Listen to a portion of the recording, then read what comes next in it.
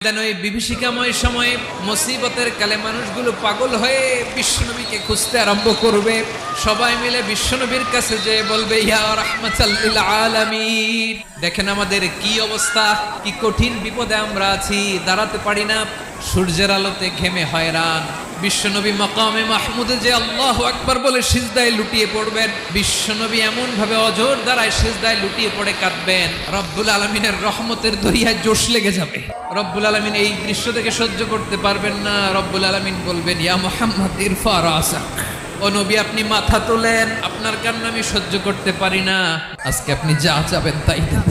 ওয়াশফা তুশাফা, যার জন্য সুপারিশ করবেন তার সুপারিশ কবুল করে নবী মাথা তুলবেন, তুলে বলবেন, রব্বি হাবলি উম্মতি, আল্লাহ তুমি আমার গুনাহগার উম্মতকে বাঁচাও। এই দুনিয়ার বুকে রব্বুল আলামিন সব নবীকে